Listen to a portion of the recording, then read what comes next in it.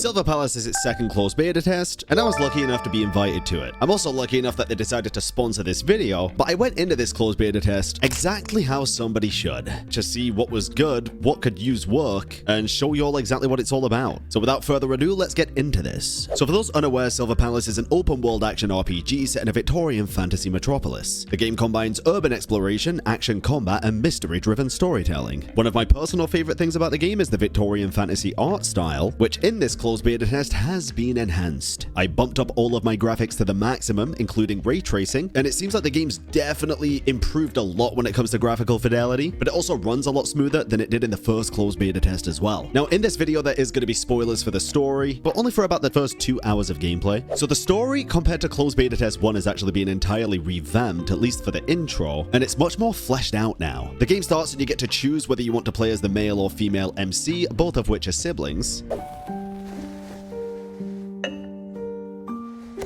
Wait, I think is this also new? This is a story of fairy tales. It is. Of 2 siblings. Once upon a time, there was a detective. Now, what was the detective's name and appearance? Ooh, cool, dude. Damn! Oh my goodness. This is the female MC. We played as her last time. We're playing as the male MC this time, bro. I'm sorry. We gotta try it out. You actually get to name both siblings, though? Wait, that's kind of fire. And the intro has you going through this beautiful royal court to meet the queen. I'll let this play out a bit and then I'll give you a basic TLDR. Detectives, the situation is dire. We discovered hazardous material in the sewage pipes. Dude, she is big. We think there's a security threat within the venue that must be investigated. Okay. This guy bowing. I love the animations, dude. Wow. Let's begin. Hello. Given the hall's size, it's best we split up. One of us accepts the award and observes, while the other investigates upstairs. Oh, that was a terrible idea, bro. Two-pronged operation. Now we're gonna... You take the hall and I'll head upstairs via the staff passage. I don't- Signal if you find anything, and guys, I'll be there in no time. I don't have an option to take it off of Stay auto. sharp. But that's fine, I guess. Greetings, This is I'm what you here get for with a the beta. award. Dude, I This warrants love closer investigation. the lighting, dude. Oh my goodness. It is very pretty.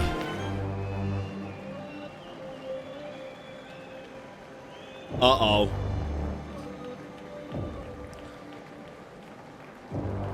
I got a bad fit. Wait, do I get the players? That's his signal. Time to move. If I want to get to the booth, the vent over there might do the trick. Yo, do we get to play as both MCs in this game? Uh-oh. A bomb, I think. This is it. A rewired reactor set to output immense power. Sever the siphon. That's the only option we have. Okay, screw it. Let's go. Sever that siphon, bro. There was indeed an explosive, likely smuggled through the noble's entrance. Stay alert. The culprit is still at large. Around 10 meters between the audience and the queen and her knights. So we could hear each other like Too this? far for a would-be attacker. Maybe? Yeah, I think we can. I have a plan. Be ready to adapt. Oh, shoot. In the name of Queen Auguria, you are hereby awarded the Silver Merit Order. An award is a fine thing, but let me grant you something a little more practical. Okay. Behold, a reactor built by Royal and UMI craftsmen, a unique fusion of Tide Knight Gauntlet technology. Damn. May this aid you on your quest for the truth. I'm honored. Detective, may you never forget the undying spirit that brought Sylvania such prosperity. One of wisdom, determination. Oh. Damn! Your Majesty! Impossible! Why hasn't it exploded? Looking for this? Ah, blast it all! Outsiders can never lay their filthy hands upon our founts. Move it! Only the purists may protect the Faust. Uh-oh. The purists. Uh-oh. Why does that look like mercury?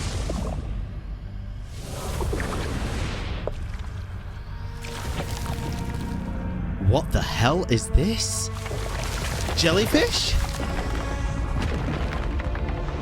Huh?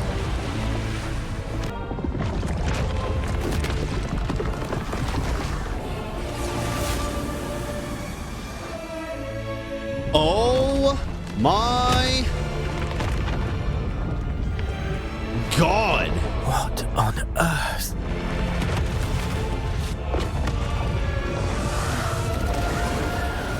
Vita and more. What? Dude, this is like a totally different story to the other beta test. What the hell is going on? Run! So as you can see, us and our sibling are indeed detectives, which is basically our weapon. This guy decided to try and assassinate the queen. Our sibling was up above trying to disarm a reactor. But while this was all going on, we got a little bit distracted. This guy does some fun stuff and decides to summon life and death, which is a completely new boss in the game, by the way, and a very cool design. This is where we get through a little bit of a combat tutorial. Not too much has changed here, but it does feel a lot more responsive, especially for the parries. Stay on your guard. Oh my Death God. seems to mean nothing to them. I want to press Q. Nevermore.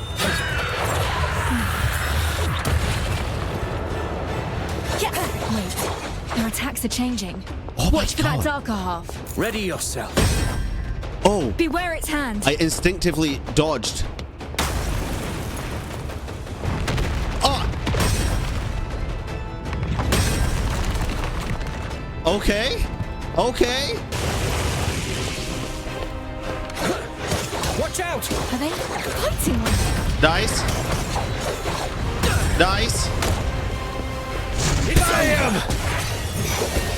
Now, the boss is very elegant and very flashy, which I honestly really like for our first boss. And after this, something happens that I don't think I've ever seen in a gacha game story. Our sibling gets shot in the head. And as far as I'm aware right now, that means they are kaput. Now, spoiler alert here, they do still end up showing up in the story, but it's usually in your kind of mind palace. As a detective, you have this mind palace where you can go to reconstruct memories and, you know, work things out in your mind. And your sister does end up showing up in this area quite a bit. Obviously, the game's not out yet, things are subject to change, but so far it's a really cool concept, and I really hope they kind of keep her, or him, depending on which sibling you picked, gone, but still showing up as a kind of visual reminder that all of that happened. This story seems to be built upon grief, revenge, and just kind of regaining who you are as a person, because this isn't the typical amnesiac storyline that you know from many other games, but this is more of a just recollecting yourself, proving that you deserve to be a detective, and proving to the city that you live in that they can trust you and count on you. Now, speaking of the city, exploration is a humongous part of this urban open world game. You can explore a large, interconnected Victorian fantasy city filled with hidden areas, NPC interactions, and environmental details. Traversal is supported by grappling hooks and Pegasus mounts, making exploration fast, fluid, and enjoyable. The Pegasus does feel fantastic to fly with now. You can use these grates in the city to fly up in the sky, and it's basically as you would actually imagine it. You look up to go up, and then you can kind of glide using less stamina as you go. And around the city, there's a lot of like different interactions you can have. Since you're a detective, and there are even things like werewolves in the game,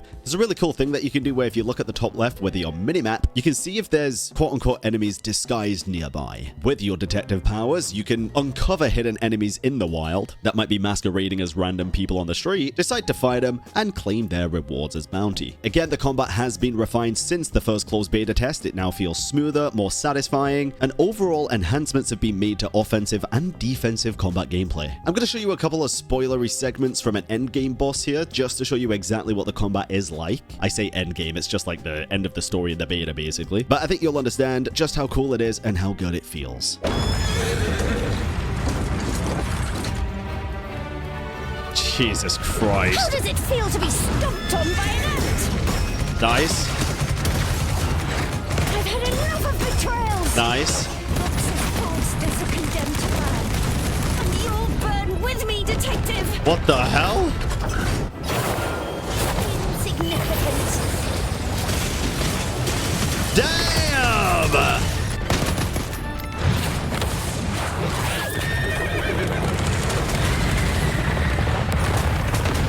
I don't know what's going on anymore, bro. Oh my goodness. Let's try this character. You got what you deserved, and duty is charged. We're perfect for each other. What the hell? What is happening here? Oh. Oh, damn, that was fast, bro. Is that all you've got? Is that all you've got?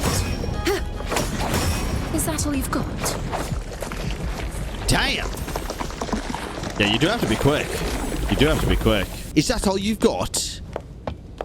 Is that all you've got? Now, in this game, there are many distinctive characters. They all have pretty unique personalities, strong visual identities, and very good animation qualities. My favorite character, personally, is Red Rose. Haven't seen enough of her yet, but I don't think I'll ever see enough of her. But honestly, the main character's really good as well. They're rational, reliable, clear-minded, and efficient, searching for the truth behind the death of a loved one. And boy, do their voice actors show it.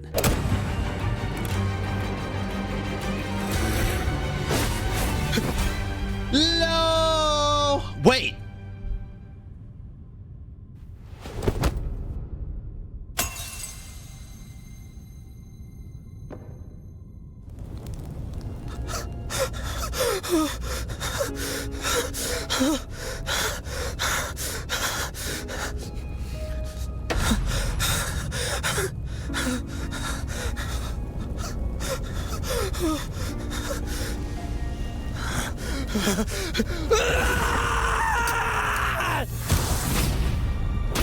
Now, I know I just mentioned Red Rose, but she is actually playable in closed beta test 2, and she looks as stunning as she did in the first closed beta test. And there's also a lot of other characters available now with little side stories, such as Gracia, who's a fierce and loyal knight and brave, if not foolish, follower. She raises her sword and shield in the name of knightly honor and the Queen's grace. And another new playable character is Rex, the superintendent, a very cool male character who also has dogs. Now, one of the most popular characters from Closed Beta Test 1 is back, and I did actually get lucky enough to pull her. This is Cinderella, a lady of secrets and a most meticulous planner of vengeance. Sharp, thrifty, and observant, her identity has been a cause of her insecurity.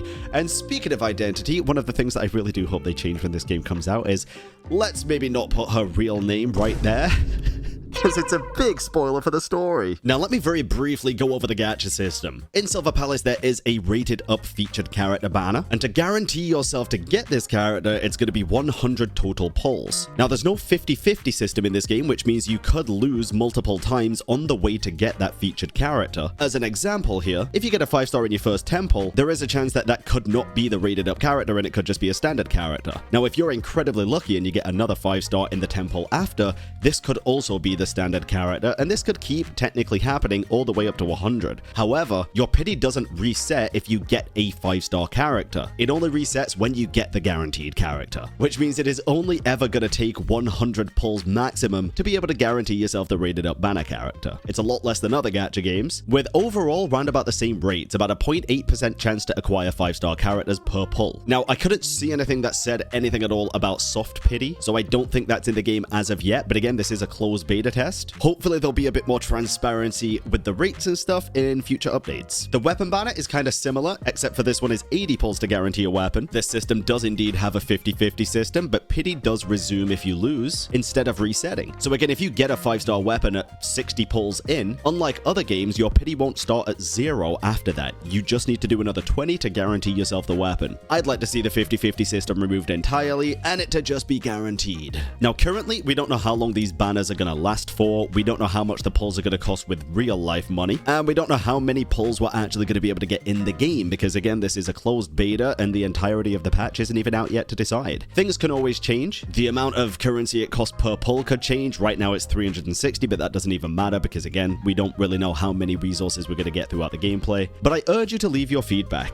I personally think it's a pretty alright system, but it could definitely use a bit of work as well. It's a step in the right direction, that's for sure, and I think it rewards people who plan their pulls a little little bit better, so long as the pull resource acquisition is actually good. There's a couple of issues with this beta as well. You can't turn off the auto feature for dialogue, and it does skip a lot of lines. Hopefully that's something they're going to be working on, especially when the game fully releases. That's very likely just going to be fixed. But honestly, from closed beta test 1 to closed beta test 2, there really has been a lot of improvements. I'm very excited to see what happens when this game actually comes out, or at least when it has its first open beta so that everybody can try it out. If you're interested in pre-registering for Silver Palace, check the link down in the description below. Let me know in the comments what you love and what you'd like to see improved, because that is the point of a beta, to get people's genuine feedback, and especially some things to work on would be humongous. So thank you again to Silver Palace for sponsoring this video. Thank you for letting me say exactly how I feel about the game, and I'll catch you all in the next video.